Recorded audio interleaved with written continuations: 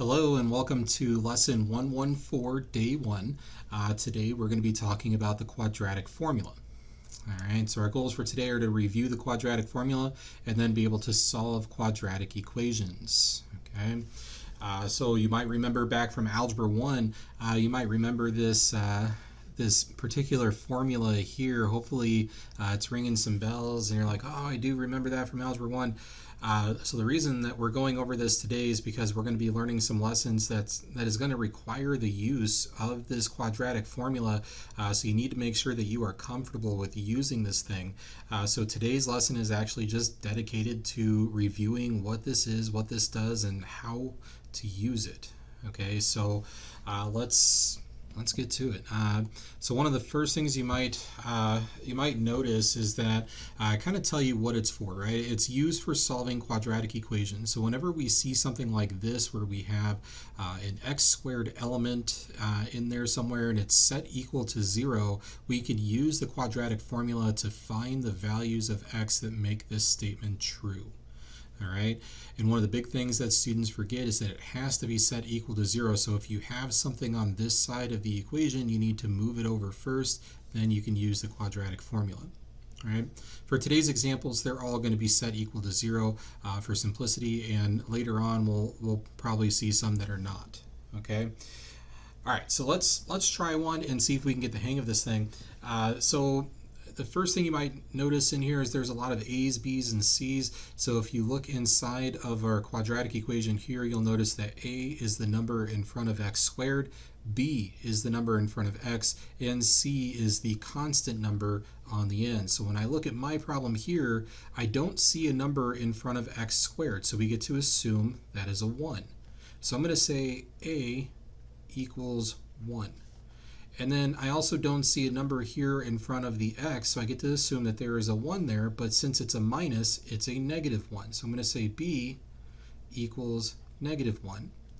And then c is the constant number here on the end, and since it's a minus 6, we're going to say that is negative 6. So now when I'm looking at my formula, I now know what a, b, and c is, so I can start plugging those in. Okay, so I'm going to say x equals, I got negative, right? There's a negative built into the formula, and then there's also a negative on the 1. So I'm going to say negative, negative 1. So there should be 2 negatives there. Plus or minus the square root. And then you notice we have a b squared, so that's going to be negative 1 squared. And I'm going to put that in parentheses. Minus 4ac, so I've got 4 times 1 times negative 6. And then this is all going to be over 2 times a. All right, so I got 2 times 1, which is just 2. All right. And then the way that I like to approach the quadratic formula is I like to do it piece by piece. I look for something easy to do every step of the way.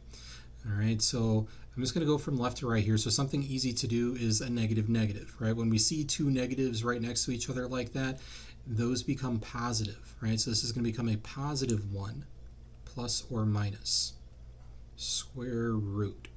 Okay, so now that I'm in the square root, I'm going to look for something easy to do. Like maybe I can just do negative 1 squared, right? Well, negative 1 squared is positive 1. Right? And then I can come over here. This should be something easy to do, right? I can multiply these 3 numbers together. I have 4 times 1 times 6. Well, 4 times 1 is 4. 4 times 6 is 24. And I have 2 negatives, so that's going to end up being a positive 24. Okay? And this is all over 2. All right? And I'm going to keep on simplifying, right? Nothing more that I can do with that 1, so I'm going to say 1 plus or minus, and I'm going to go back to my square root. I can do 1 plus 24, well that's 25 over 2. Okay, so it's getting easier. Every time I go through and I do one more piece, or maybe 2 more pieces at a time before I go to the next step. And I'm not trying to do too much at once. You'll also notice I'm not trying to put this into my calculator. This is a really hard thing to type into the calculator, getting the parentheses right and the square root right and the fraction right. I see a lot of students that try and put this into the calculator and they make a typo and they get it wrong most of the time. Just use your brain. It's a lot more reliable. Okay, so here we go. I'm looking for something else that's easy to do. I'm looking at this square root of 25. That's easy to do. That is simply 5. Okay, so now I have 1 plus or minus 5 over 2. And now we're going to talk about this plus or minus thing. And I'm going to branch off into 2 problems here.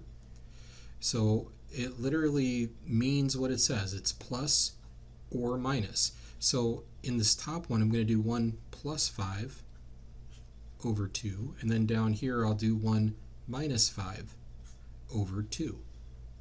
All right. And then if I do 1 plus 5, I get 6 over 2. Here, if I do 1 minus 5, I get negative 4 over 2. And then when I do 6 divided by 2, I get 3. And when I do negative 4 divided by 2, I get negative 2. So my 2 solutions, I get 2 solutions when we do a quadratic. So we get x equals 3 or negative 2. All right, and that completes the problem. So we found these are the 2 values of x that are going to make our original equation be true, and we use the quadratic formula to do it. All right, we're going to do another one. Go back up here. Let's do number 2 real quick. You can see another example here. I'm going to start off the same exact way. I'm going to start off by trying to identify what A, B, and C are. Okay, so I go to the number in front of x. There's nothing there, so I get to assume that it's a 1. There's 1x squared, so A is 1. There are 8 x's, so B is 8. And 15 is the number on the end, so C is 15. I'm going to separate all this here. And then I'm going to set up my quadratic formula. So we have x equals, right? Because remember, we're trying to find x.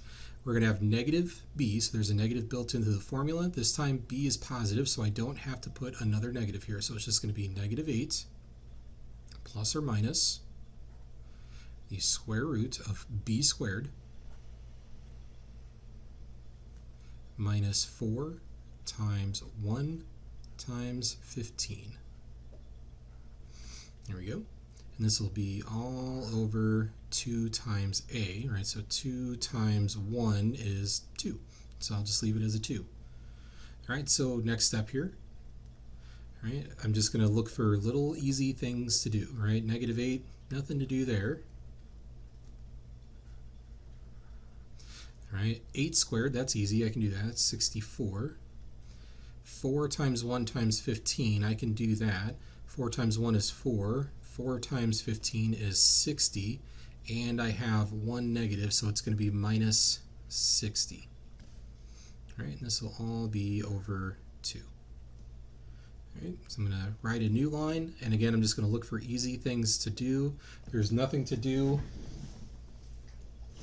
There's nothing to do with the negative 8, so I'm going to do plus or minus. And then I can do 64 minus 60, so that's just 4 over 2. Okay. Scroll down a little bit here, give myself some more room.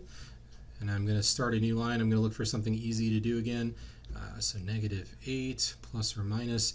I'm looking at this square root of 4. That's an easy thing, right? The square root of 4 is 2. All over 2.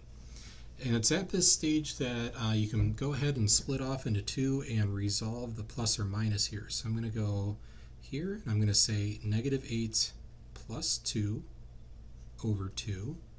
And then down here, I'll do negative 8 minus 2 over 2, right? Plus or minus, right? And it's in between the negative 8 and the 2. That's what's going to change between these two separate solutions here. All right, and then I just take it one at a time. Negative 8 plus 2 is negative 6. And then over here, negative 8 minus 2 is negative 10. And then I do my division. So negative 6 divided by 2 is negative 3. And negative 10 divided by 2 is negative 5. So my solutions are x equals negative 3 or negative 5. You're probably thinking, these problems are really long. Yes, the quadratic formula is a tedious process, but it guarantees that you will find two solutions to any quadratic equation you come into contact with. All right, so it is a very handy tool. If all else fails, this is the tool that you should turn to. This will get the job done.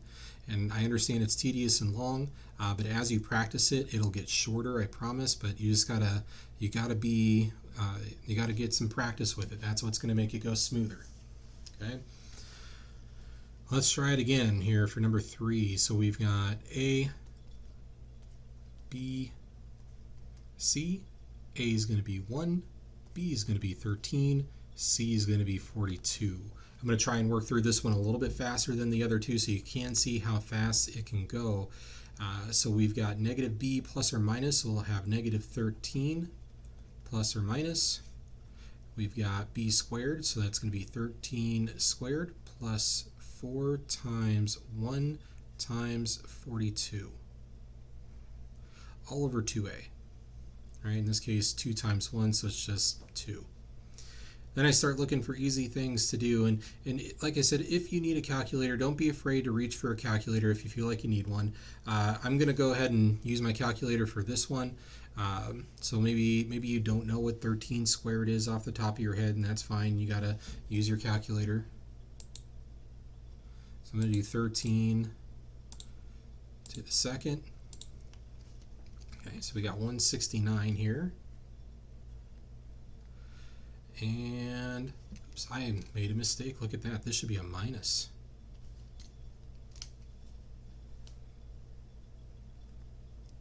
So minus 4ac. So I'm going to go to my calculator again. I'm going to do 4 times 1 times 42. All right, so 4 times 1 times 42.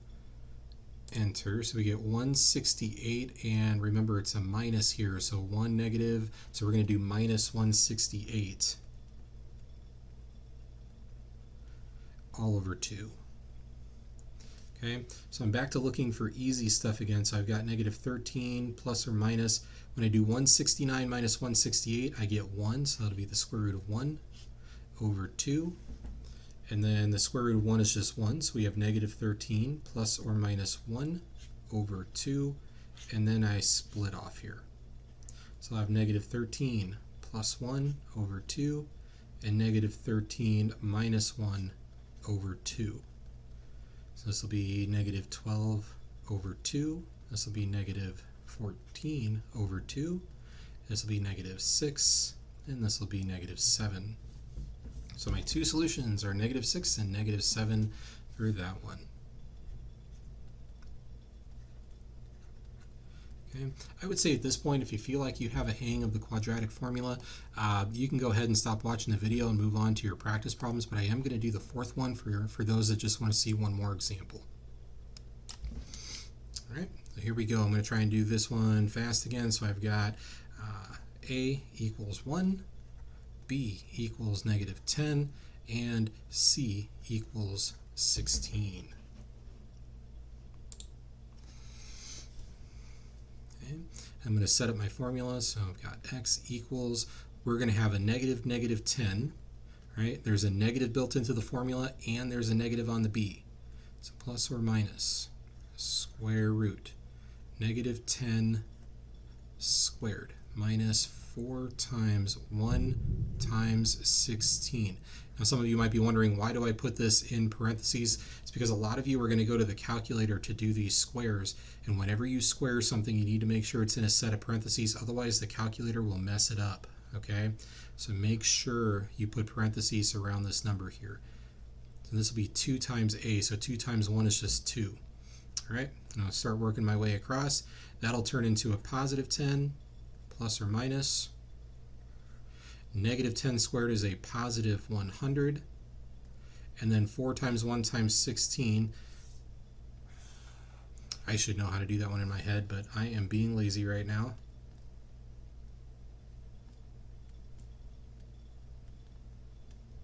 There we go, we got 64 all over 2. Then we've got 10 plus or minus the square root. 100 minus 64 is 36. Go all over 2.